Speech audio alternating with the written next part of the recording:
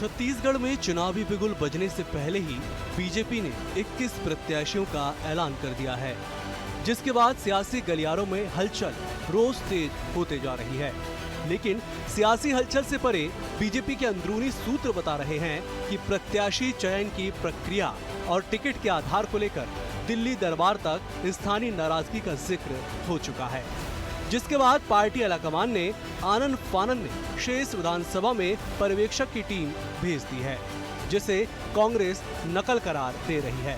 कांग्रेस का कहना है कि बीजेपी में विद्रोह की स्थिति बन रही है, इसीलिए पर्यवेक्षक भेजे जा रहे हैं।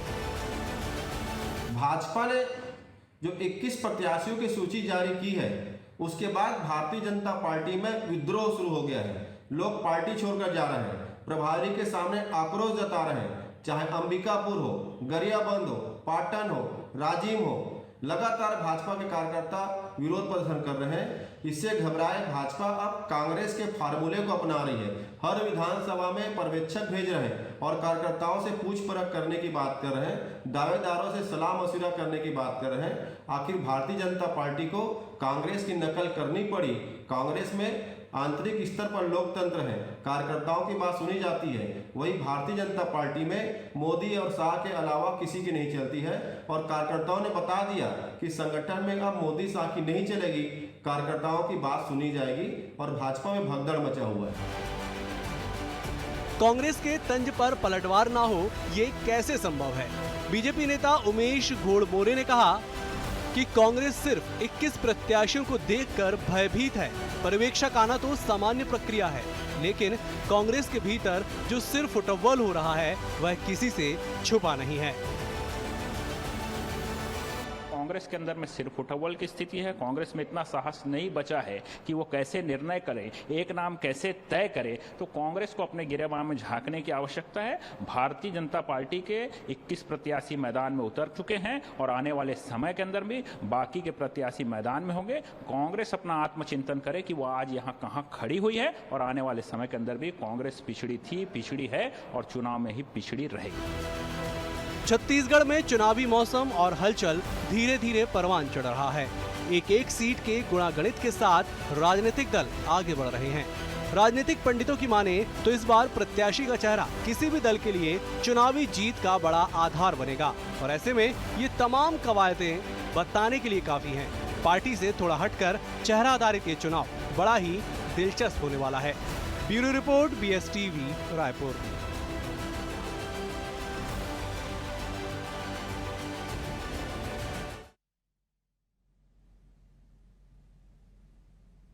नमस्कार, जवाब तो देना होगा में आप सभी का स्वागत है। मैं हूं डॉक्टर अवधेश मिश्रा। दरअसल छत्तीसगढ़ के सूबे की सियासत में बीजेपी के भीतर खाने इन दिनों जबरदस्त हलचल मची हुई है। हलचल इस बात को लेके कि 90 में से पहले 21 प्रत्याशियों का ऐलान कर दिया और उसके बाद अब पर्यवेक्षक भेज के विधानसभा में टोह ली जा रही है, रिपोर्ट ली जा रही है कि कौन बेहतर कैंडिडेट हो सकते हैं। इसी विषय पर आज चर्चा करेंगे। 3 बेहद ही खास मेहमान हमारे साथ जुड़े हैं। पहले उनका ताल्लुक आपसे करा देता हूं। बीजेपी की ओर से श्रीचंद सुंदरानी जी जुड़े हुए। सुंदरानी जी, आपका स्वागत है। आप पूर्व विधायक है, प्रवक्ता है, सीनियर लीडर है। कांग्रेस की ओर से चंद्रशेखर शुक्ला जी जुड़े हुए। चंद्रशेखर जी, आपका स्वागत है। आप PCC के महामंत्री है, दोबारा महामंत्री बने हैं, आपको एक बार फिर से बधाई। तेज तर्रार नेता है। और तीसरे तरफ मेहमान हमारे साथ वरिष्ठ पत्रकार कौशल स्वर्णवेर जुड़े हुए। कौशल जी, आपका भी बेहद स्वागत है। सबसे पहले श्रीचंद जी, मैं आपके पास आऊंगा। सवाल यह है कि आप लोगों ने पहली सूची जारी कर दी और पहली सूची जारी करने के बाद पर्यवेक्षकों का आना और विधानसभा स्तर पर जाके संकलन करना, लोगों से बातचीत करना, रायशुमारी करना, कितना जायज मानते हैं आप? नहीं, निश्चित रूप से रायशुमारी की शुरुआत आज हुई। सभी करीब सभी 69 विधानसभा में जो 21 विधानसभा सीटें डिक्लेयर हुई है, उसको छोड़ के जो 69 बची है, सब में रायशुमारी की गई। और यह हमारी पुरानी परंपरा है, कोई हमने नई परंपरा शुरू नहीं की है। और जहां तक 21 क्षेत्रों का सवाल है, वहां भी इस प्रकार का कहीं न कहीं राय ली गई कार्यकर्ताओं से। प्रक्रिया तो यह अपना ही जाती है और लगातार कार्यकर्ताओं से राय लिया जा रहा है, सामाजिक लोगों से फीडबैक लिया जा रहा है, अन्य संगठनों से फीडबैक लिया जा रहा है। और सर्वे एक बहुत बड़ा मापदंड है पार्टी का, जो आदरणीय अमित शाह जी ने करवाया, पार्टी के शीर्ष नेतृत्व ने सर्वे कराया, उसको आधार बनाकर कहीं न कहीं ये सब टिकटों का चयन चलिए होता है। सुंदरानी जी, दरअसल मूल सवाल ये था कि 21 नामों के ऐलान के बाद पर्यवेक्षक को भेजने की जरूरत क्यों आन पड़ी। इस सवाल के साथ लौटूंगा, चंद्रशेखर जी से पहले जवाब ले लेता हूं। चंद्रशेखर जी, यही सवाल मेरा आपसे है कि बीजेपी ने पहली सूची जारी कर दी, अब पर्यवेक्षक भेजे जा रहे 69 सीटों के लिए, कैसे देखते हैं इसे आप? देखिए उदय जी, भारतीय जनता पार्टी का लोकतंत्र में, लोकतांत्रिक प्रक्रियाओं में, प्रजातांत्रिक मूल्यों में विश्वास नाम की चीज नहीं रही। ना पहले था ना अब है।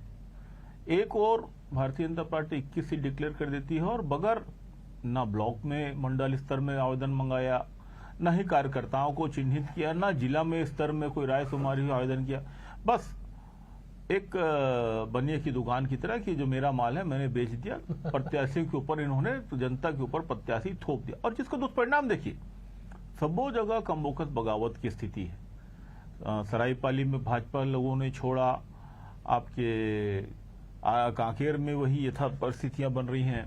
कांकेर में तो जो स्वयं प्रत्याशी बना वो खुद आश्चर्यचकित रह गया कि मुझे टिकट कैसे दे दिया, मैं तो मांगा ही नहीं था, मैं दावेदार ही नहीं था। तो इस प्रकार की परिस्थितियां हैं। और एक और बोलते हैं कि 21 सीट डिक्लेयर होती है, भरे मंच में ओम माथुर जी के सामने रमन सिंह जी डिक्लेयर कर देते हैं कि केस काल से नीलकंठ टेकाम होंगे, तो 21 डिक्लेयर हुई कि 22 डिक्लेयर हुई। ये जो अधिनायकवादी परंपरा है, जो पार्टी में समावेश नहीं है, जो गुटबाजी कूट कूट के भरी हुई है, यही इनकी भारतीय जनता पार्टी की सत्ता से बेदखल होने का कारण थी और भविष्य में भी बनेगी। अब मैं श्रीचंद भैया के आपके चैनल के माध्यम से पूछूंगा कि रमन सिंह जी ने केस काल में झूठ बोला कि आपकी 22वीं टिकट भी डिक्लेयर हो गई है, कि ओम माथुर जी निरंतर झूठ बोल रहे हैं कि 21 टिकट डिक्लेयर हुई है। ये सब परिस्थितियां हैं जो बताती है कि भारतीय जनता पार्टी की लोकतंत्र में, प्रजातंत्र में विश्वास नहीं है। और इसीलिए छत्तीसगढ़ की जनता ने थोपे हुए लोगों को पहले भी नकारा था और अब भी नकारेंगे। और पर्यवेक्षक भेजना तो बड़ा हास्यास्पद है कि एक बार टिकट डिक्लेयर कर देते फिर पर्यवेक्षक भेजते, तो क्या अब उनको चेंज भी करने वाले हैं? ये इस प्रकार के तमाशे पार्टी में, इन्हीं के पार्टी में हो सकते हैं। चलिए एक बार मैं कौशल जी के पास जाता हूं। कौशल जी, आप तो सालों साल से छत्तीसगढ़ के दोनों दलों के चुनाव, तमाम चुनाव आप देखते आ रहे हैं, उस पर स्टोरियां करते आ रहे हैं। आपको क्या लगता है कि पहली सूची जारी होने के बाद जो मूल सवाल अभी भी बना हुआ है, बीजेपी की ओर से पर्यवेक्षक भेजने की नौबत क्यों आन पड़ी, और क्या इस रिपोर्ट के आधार पे आपको कोई गुंजाइश, कोई संभावनाएं नजर आती है कि कुछ नाम चेंज हो जाए या कुछ नए तरीके का समीकरण देखने को मिले? अवधेय जी, निश्चित तौर पे देखिए, जो भारतीय जनता पार्टी की जो पहली सूची आई है, उस सूची जारी होने के बाद कई जगहों से आप जान रहे हैं कि विरोधी खबरें भी आ रही हैं, क्योंकि इन जगहों पे निश्चित तौर पे 16 नए चेहरे दिए हैं भारतीय जनता पार्टी ने, लेकिन वहां पर कई ऐसे सीनियर लीडर हैं, कई ऐसे जो पूर्व में विधायक रह चुके हैं कि उनकी टिकट काटी गई है। उसके अलावा जो पर्यवेक्षक भेजने की जो बात आ रही है भारतीय जनता पार्टी की ओर से, तो निश्चित तौर पे भारतीय जनता पार्टी इस बार ऐसी कोई भी गलती नहीं करना चाह रही है ताकि वो इस चुनाव में उसको उसका खामियाजा भुगतना पड़े। कारण यह है कि पिछले 15 साल तक सत्ता में रहने के बाद जब अचानक से सत्ता से बेदखल हुई है, तो जो जितने भी बड़े नेता हैं वो अभी तक ये पहचान नहीं पा रहे हैं कि वो भी सरकार में है कि नहीं है, क्योंकि आप देख रहे हैं कि जिस तरह से एटीट्यूड पुराने नेताओं का बना हुआ अभी तक, तो भारतीय जनता पार्टी उसको देखते हुए हर विधानसभा में बार चाह रही कि नए जो चेहरे हैं उनको मौका दिया जाएगा। पर्यवेक्षकों के माध्यम से यही टटोला जा रहा है कि जो पुराने लीडर हैं, जिनके खिलाफ एंटी इनकम्बेंसी रही है, क्या उनको फिर से टिकट दिया जाए या फिर वहां पर नए चेहरे उतारे जाएं। तो कहीं ना कहीं चुनावी मैदान में आप देखेंगे कि हर पार्टी फूक कर कदम रखेंगी, क्योंकि इस बार के जो चुनाव है, पिछले 23 साल में जितने चुनाव हुए हैं उसमें से सबसे अलग चुनाव इस बार का होने वाला इसलिए भी है क्योंकि भारतीय जनता पार्टी के साथ कांग्रेस यही मैदान में नहीं होगी, बल्कि आम आदमी पार्टी, बसपा, जोगी कांग्रेस, गोंडवाना गणतंत्र पार्टी और न जाने तमाम प्रकार की पार्टी इन पर चुनावी मैदान में बिल्कुल, तमाम जो तमाम जो दलें हैं वो भी चुनावी मैदान में होगी। सुंदरानी जी, मेरा मूल सवाल बना हुआ है कि क्यों ये पर्यवेक्षक जो आज भेजे गए हैं, पहली बार इस सत्र में देखा गया कि ये तमाम विधानसभा सीटों पे जा रहे हैं, रायशुमारी कर रहे हैं, वो आधार होगा कि आपने जिस अमित शाह के सर्वे का जिक्र किया वो आधार होगा टिकट का? पहला सवाल है। दूसरा सवाल, मैं चंद्रशेखर जी की बात को कोट कर देता हूं कि ये बनिए की दुकान है, ये मेरा माल है, मैंने बेच दिया, जिसको टिकट देना था दे दिया, क्या कहेंगे? देखिए, कांग्रेस पार्टी और चंद्रशेखर जी जो बात कर रहे हैं, कहीं न कहीं उनको अपनी पार्टी का अनुभव है और उनकी पार्टी ऐसी चलती है। ये बात कितनी भी बड़ी कर लें, लेकिन प्रजातंत्र का कांग्रेस पार्टी से कहीं दूर दूर तक का नाता नहीं रहा। भारतीय जनता पार्टी की अगर हम बात करते हैं तो निश्चित रूप से ये जो कार्यकर्ताओं की राय जानने के लिए पर्यवेक्षक आए हैं, ये परंपरा हमारी पुरानी नहीं, परंपरा है। सुंदरानी जी, मेरे मूल सवाल का जवाब अभी तक नहीं आया। 21 सीटों के ऐलान से पहले ये पर्यवेक्षक क्यों नहीं आए? नहीं, या आए, आप लोगों को पता नहीं चला? बिल्कुल, मैं वो यहाँ की सीटें नहीं थी। मतलब कहाँ एमपी की घोषित हुई है? नहीं, छत्तीसगढ़ की सीटें हैं। हाँ। छत्तीसगढ़ की सीटों पे निश्चित रूप से राय ली गई कार्यकर्ताओं से। ओम माथुर जी बार बार जा रहे हैं, जहामाल जी जा रहे हैं।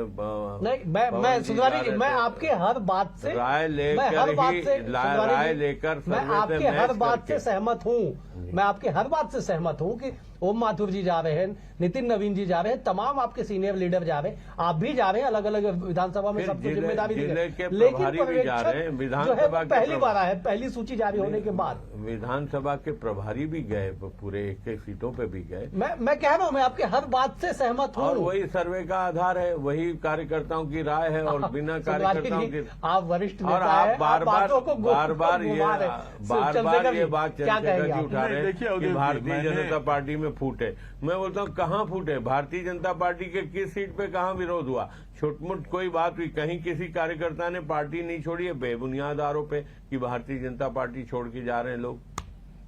चंद्रशेखर, सरायपाली में श्याम तांडे जी ने बड़ा ढोल मजीरा बजा के जो 2 बार जिसको भारतीय जनता में प्रत्याशी बनाया था, उसने पार्टी छोड़ा। वर्तमान में जिला पंचायत सदस्य श्याम तांडी। इसके अतिरिक्त कांकेर के प्रत्याशी जो नेताम जी, उन्होंने खुद आश्चर्य किया कि मेरे को टिकट क्यों दे दिया, मैं तो टिकट मांग ही नहीं रहा था। तीसरी बड़ी बात जो मैंने कही, जिसका आपने जवाब नहीं दिया, कि केस काल में कब आपने सर्वे करा लिया? नीलकम टेकाम आए और रमन सिंह जी ने डिक्लेयर कर अधिनायकवादी तरीके से किया प्रत्याशी है 22वां, तो इसकी सर्वे कब आपने कराया? 21 में आपने कभी सर्वे कराया नहीं, 22वां रमन सिंह जी ने डिक्लेयर कर दिया और आप कहते हैं गुटबाजी नहीं है। अरे गुटबाजी नहीं, दादागिरी है, गुंडागर्दी, जबरदस्ती प्रत्याशी उतारा जा रहा है। और ओम माथुर जी हक्के बक्के बुजुर्ग आदमी हक्के बक्के हतप्रभ होकर सुन रहे हैं। उन्होंने तो इस चीज की कल्पना कभी की नहीं थी कि उनका साथ ऐसा दुर्व्यवहार होगा। ये तो पहले भारतीय जनता पार्टी अपने राष्ट्रीय नेताओं को दुर्व्यवहार के लिए राष्ट्रीय तरफ पर मोदी जी को टेबल के नीचे छुपना पड़ गया। अब ओम माथुर जी बीच मंच में बेचारे बोले तो बोले क्या, बुजुर्ग आदमी, लेकिन यदि रक्षक की जरूरत पड़ी तो हम कांग्रेसी उनका सहयोग करने के लिए तैयार हैं। चंद्रशेखर जी, आप अपनी बातों में सुंदरानी जी को फंसाना चाहते हैं। नहीं, केस काल में कब सर्वे हुआ? अरे 21 सीट में कब सर्वे हुआ? कब आवेदन मंगाया आपने? ब्लॉक में, जिला में, मंडल में आपने कितना तौहीन किया अपने कार्यकर्ताओं का। एक आदमी इस्तीफा दे के आता है, कमा खा के आता है, आप उसको प्रत्याशी डिक्लेयर कर देते हैं। अरे जो आदमी कमा खा के आया है, आप आते थे टिकट दे दिए, बाकी वहां के कार्यकर्ता करेंगे तो करेंगे। चलो जवाब ले लेते ना। जब सुंदरानी आदरणीय शुक्ला जी, क्या टेकाम जी की बात क्या एक दिन की हुई होगी? क्या लगातार 3, 4, 5 महीने से चर्चा चल रही होगी, उनके नाम पे सर्वे हो रहा होगा। अगर डॉक्टर रमन सिंह जी ने कहा है तो निश्चित रूप से उनके पास वो सर्वे, तो उसका कोई विधिवत प्रक्रिया होती है? विधिवत प्रक्रिया आप आ जाए यार, टिकट डिक्लेयर कर दिया आपने, कार्यकर्ताओं का जो अपमान किया उसके लिए जनता आपको माफ नहीं करेगी, आपके कार्यकर्ता भी आपको माफ नहीं करेंगे। जनता तो बहुत दूर की बात है। चंद्रशेखर जी, ये आपसे ज्यादा योग्य हो गए टेकाम जी? सुंदरानी भैया, आपसे ज्यादा योग्य हो गए टेकाम जी? आ जाए, आज टिकट पा गए, आप संघर्ष कर रहे हैं, वो टिकट पा गए। ये तो निंदनीय है, ये तो आपका अपमान हुआ है। मैं आपके अपमान से व्यथित हूँ। आप क्यों घबरा रहे हैं? हमारे मैं आपके अपमान से व्यथित हूँ, उम्मीदवार थे, और फिर मैं आपके अपमान से व्यथित हूँ सुंदरानी भैया। मेरा कोई आपका अपमान हुआ है।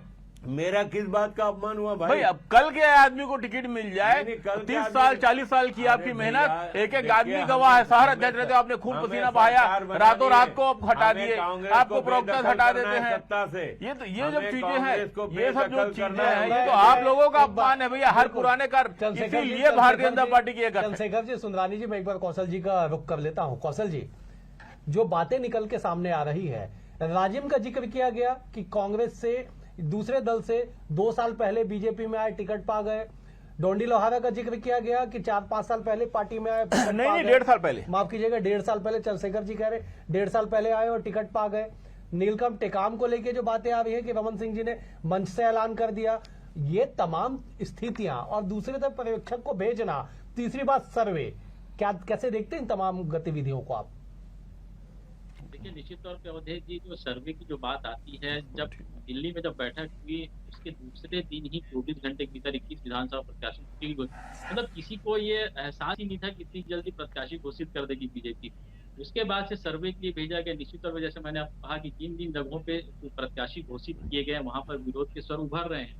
उसके पीछे सबसे बड़ी वजह यह कि पैराशूट लैंडिंग जिस तरह से पार्टियों में होता है, बहुत समय सालों से पार्टी के जो कार्यकर्ता हैं वो मेहनत करते हैं, ये उम्मीद के साथ मेहनत करते हैं कि हमको टिकट मिलेगा, विधानसभा चुनाव लड़ेंगे, दूसरे चुनाव लड़ेंगे, अन्य पद में जाएंगे। लेकिन जिस तरह से पैराशूट लैंडिंग की जाती है विधायक प्रत्याशियों की, तो कहीं न कहीं जो निश्चित तौर जो पुराने प्रत्याशी, जो पुराने जो कार्यकर्ता जो मैदान में हैं, उनको उनके जो विश्वास उसको ठेस पहुंचती है।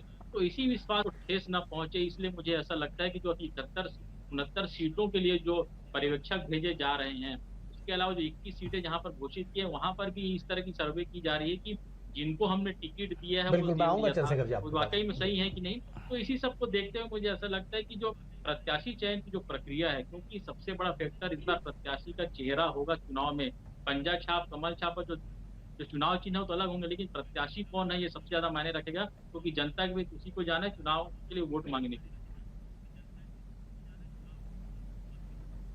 बिल्कुल बिल्कुल, आपने सही कहा कि जनता के बीच में चेहरों को जाना है वोट मांगने के लिए। सुंदरानी जी, सवाल ये है कि जिस तरह से सर्वे की बातें निकल के सामने आई, जिस तरह से समीकरण की बातें निकल के सामने आई, नए चेहरों को आज ओम माथुर का एक बयान है, मैं कोट कर देता हूं। उन्होंने ये कहा है कि हम जीतने योग्य प्रत्याशी को ही टिकट देंगे, चाहे कितना भी सीनियर नेता क्यों ना हो। अगर जीतने योग्य नहीं होगा तो हम उन्हें टिकट नहीं देंगे। तो क्या जो 21 सीट पर डिक्लेयर कर दिया गया, राजिम का जिक्र कर लिया जाए, अन्य जगहों पे जिक्र कर लिया जाए, या नीलकंठ टेकाम का जिक्र कर लिया जाए, क्या ये तमाम आप लोगों को जीतने योग्य कैंडिडेट लगते हैं? क्या यहाँ पे कोई वरिष्ठ नेता नहीं है? देखिए, निश्चित रूप से जो 21 उम्मीदवार घोषित हुए हैं, या आप टेकाम जी की बात कर रहे हैं या अन्य उम्मीदवारों की बात कर रहे हैं, निश्चित रूप से जिताऊ और टिकाऊ दोनों बातों को ध्यान में रख के ये सूचियां जारी हुई है। और निश्चित रूप से हमें छत्तीसगढ़ में सरकार बनानी है, भूपेश बघेल को बेदखल करना है सत्ता से, और उसलिए हमें जो जनता के द्वारा प्रस्तावित उम्मीदवार हैं उन्हीं को घोषित किया, जनता का जिनको समर्थन प्राप्त है उन्हीं को घोषित किया है। हम लंबे समय से 2 साल से सर्वे चल रहे थे, कई दौर में सर्वे हुए, कई दौर में बातचीत हुई, कार्यकर्ताओं से बातचीत हुई, मीडिया से बात की गई, सामाजिक संगठनों से बात की गई। उसके बाद जो निचोड़ निकला उसमें घोषित किया और शीघ्र ही हमारी एक बड़ी सूची आ जाएगी। बिल्कुल, आज ओम माथुर जी ने कहा है कि 1 हफ्ते के भीतर हम एक बड़ी सूची लेके आएंगे। चंद्रशेखर जी, आपको क्या लगता है कि बीजेपी जो दावा कर रही है, सुंदरानी जी जो कह रहे हैं कि चेहरा कोई भी हो, इस सरकार को, कांग्रेस सरकार को बेदखल करने के लिए तमाम कवायद की जा रही है? देखिए अवधेश, ये तो अंगूर खट्टे वाली कहावत लागू हो रही है। 5 जन्म भी नहीं चेंज कर सकते भूपेश बघेल जी को। भूपेश जी का कद इतना बड़ा हो गया कि उस कद के इनके पास कोई चेहरा व्यक्तित्व नहीं है, पहली बात। दूसरी बात, अब ये जो पर्यवेक्षक भेज रहे हैं, मैं 21 सीट की एकदम हार तय हो चुकी है और उस हार से बौखला गए हैं, भयभीत होगी। अब इसलिए मजबूरी में कार्यकर्ताओं के बीच जा रहे। अन्यथा मुझे बताइए कि राजीव में चुन्नी लाल, चंदू लाल जैसे वरिष्ठ योग व्यक्ति, अभनपुर में चंद्रशेखर साहू, अशोक बजाज जैसे सीनियर नेताओं को दरकिनार करके इन्होंने ऐसे लोगों को, आयतीत लोगों को टिकट दिया। तो स्वाभाविक है कि इनकी पार्टी में मारामारी तो मचनी है, विद्रोह, गुस्सा तो होना है। भाई, जिस चुन्नी लाल और चंदू लाल को अपने पार्टी का आइकान मानते थे, सांसद का चुनाव टिकट देते थे, जो स्वयं टिकटार्थी थे, उनको हटा के अपने जोगी कांग्रेस सारे लोगों को टिकट दे दिया। अशोक बजाज जी इनके चेहरे हुआ करते थे, चंद्रशेखर साहू जी इनके चेहरे हुआ करते थे, उनको हटा के इन्होंने एक नए व्यक्ति को टिकट दिया जो मात्र जनपद सदस्य है। कांकेर वाला तो स्पष्ट बोल रहा है कि मेरे को टिकट क्यों दी, मैं खुद समझ नहीं पा रहा हूँ। ना मेरे पास पैसा है, ना कौड़ी, ना मैं आवेदन हूँ, ना दावेदार हूँ। डोंडी लोहारा में वही स्थिति है। जो कल आए दूसरी पार्टी, तीसरी पार्टी छोड़ के, कांग्रेस, आम आदमी पार्टी और ना जाने कौन, उनको आपने टिकट पकड़ा दिया। और एक जन का तो आपने डिक्लेयर ही कर दिया आते साथ सभा, भरी सभा से, ये केस काल में होंगे प्रत्याशी। ये तो हदप्रभ करने वाली घटना है, गुंडागर्दी है, पार्टी के विचारधारा के साथ लूट है। ये बातें निकल के आ रही है कि जो तानाशाही है टिकट के नाम पे, प्रत्याशी के नाम पे, वो देखने को मिल रही है। कांग्रेस के आपके साथी आरोप लगा रहे हैं कि जिस तरह से मंच पे एक गुटबाजी और दलदल में डूबी हुई भारतीय जनता पार्टी हार चुकी है। अवधेश जी, उनका नाम का ऐलान कर दिया गया और आप कह रहे हैं कि 2 साल से सर्वे चल रहा है। अवधेश जी, कहीं न कहीं कांग्रेस पार्टी की घबराहट जिस नहीं, हमारी प्रकार क्यों से घबराहट? 21 पर्यवेक्षक आप इतने हार से डर से 21 बचने के लिए दलदली में आप डूब गए हमारे हैं। घोषित हुए दल हैं। नहीं रहा, दलदल हो और गया है। कांग्रेस निश्चित रूप से अपनी कमल स्थिति कीचड़ में डूब गया है। आखिरी नामांकन वाले दिन तक कमल जो कीचड़ आपको में डूब गया है सुंदरानी भैया। स्थिति मैं तो बहुत नाजुक हतप्रभ हूँ रहेगी, आपके ये घोषित अपमान नहीं से। कर चुन्नी पाएंगे। लाल, चंदूलाल, और हमारे- चंद्रशेखर साहू, अच्छा, अशोक आप- बजाज, इन सबके आप अपमान से हमारे मैं उम्मीदवारों व्यथित पे हूँ। घबराए क्यों हैं? मैं इन आप सबके क्यों अपमान से घबरा गए? व्यथित हूँ आप जो व्यथित आपने क्यों किया हो? है। अरे आप लोगों के घबराए हैं। अपमान से मैं दुखी हूँ। नहीं, ऐसा हर्ष किसी के होगा अपमान पार्टी से में दुखी 40 साल नहीं, 50 साल आपकी काम घबराहट करने वालों बता का। रही है कि ठीक भारतीय कहते थे जनता नंद कुमार पार्टी साहब ने जी, जमीनी नंद कुमार साहब जी कार्यकर्ताओं ठीक को, करते थे, इस पार्टी नए में कार्यकर्ताओं की कार्यकर्ताओं इज्जत नहीं है। युवा चुन्नी लाल कार्यकर्ताओं साहू, को जो चंदूलाल स्थान साहू, दिया है, चंद्रशेखर उससे साहू, कहीं न अशोक कहीं बजाज, आप घबरा श्रीचंद गए। सुंदरानी भैया, इन सबका जो अपमान हुआ है ये बहुत पीड़ादायक है। कौशल जी, आपको क्या लगता है कि कांग्रेस के साथी बीजेपी के नेताओं का अपमान को एक दुखती वक्त पे क्या नहीं, हाथ एक रख रहे हैं? कार्यकर्ता का देखिए, वो भी या कार्यकर्ता वास्तविक है, में मैं इस भी तरह की कार्यकर्ता स्थितियां हूँ। बनी है। इनके भुलावे में देखिए, भाजपा कार्यकर्ता नहीं आने वाले। कौशल जी क्या कहेंगे आप? जी, अवधेश जी देखिए, कांग्रेस में भी चुनाव के लिए आवेदन की प्रक्रिया शुरू हुई है। भारतीय जनता पार्टी में आवेदन नहीं मांगा जा रहा है, लेकिन आप देखेंगे कि भारतीय पूरे जनता साहू पार्टी लीडरशिप का इन्होंने अपमान कर दिया। चुन्नी लाल साहू, चंदूलाल साहू, चंद्रशेखर साहू, पूरे साहू लीडरशिप का अपमान कर दिया इन्होंने। कहीं जो आवेदन की प्रक्रिया भारतीय जनता इससे पार्टी बड़ा की अपमान अपनी और ओर से क्या होगा? दावेदारी पेश कर रही है ताकि किसी तरह से कोई पैराशूट लैंडिंग ना हो जाए। आप देखेंगे भारतीय जनता पार्टी आप कार्यालय जाके तो डेली 500 आवेदन आ रहे हैं। तो आवेदन की प्रक्रिया भारतीय जनता पार्टी शुरू नहीं, उसी कारण उसके बाद बिल्कुल, भी बिल्कुल। आवेदन आने ये बताता है कि कहीं से बाहरी प्रत्याशी को न उतार दिया जाए और ये बताने की कोशिश की जा रही दावेदारों के द्वारा कि हम भी प्रत्याशी हैं, आप यहाँ पे पैराशूट लैंडिंग मत कीजिएगा, क्योंकि 15 साल बाद हम सरकार से बाहर हुए हैं और इस बार किसी न किसी तरह के सरकार में वापस आना चाहते हैं। तो कैंडिडेट का जो चयन है उसको आपको उचित तरीके से करना होगा और जो कार्यकर्ता है उसको महत्व देना। सुंदरानी जी, क्या आपको लगता है कि पर्यवेक्षक की रिपोर्ट कारगर साबित होगी?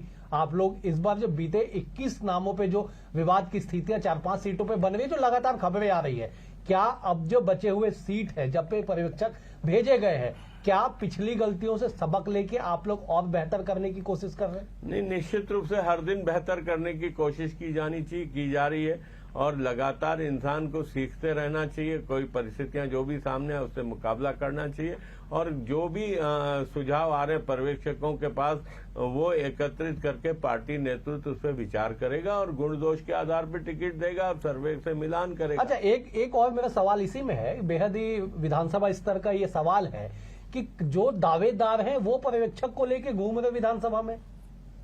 देखिए, ऐसा बिल्कुल नहीं है और वो सब पार्टी के कार्यकर्ता हैं। पार्टी के कार्यकर्ता के साथ पर्यवेक्षक घूम जाएगा तो क्या पर्यवेक्षक की रिपोर्ट क्या उसके पक्ष में हो जाएगी? क्या कार्यकर्ताओं की राय मैं वही जानना चाह रहा था। मैं वही कभी जानना नहीं चाह होता। कार्यकर्ताओं की राय को कोई झुठला सकता है क्या? कोई अच्छा, पार्टी के नेता पार्टी के कार्यकर्ताओं के साथ ही नहीं घूमेंगे तो किसके साथ घूमेंगे? कोई कांग्रेस के कार्यकर्ता के साथ घूमेंगे क्या?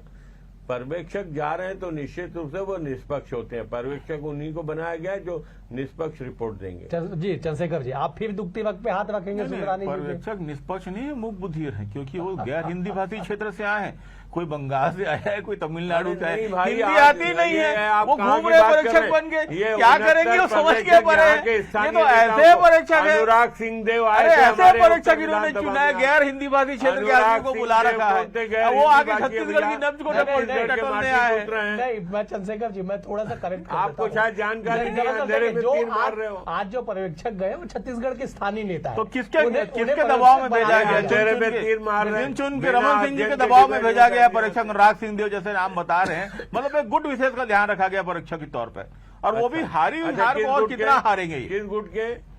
अब रमन सिंह जी के गुट के हैं और आप बताए कोई और गुट है क्या? हम सब रमन सिंह के हैं भाई।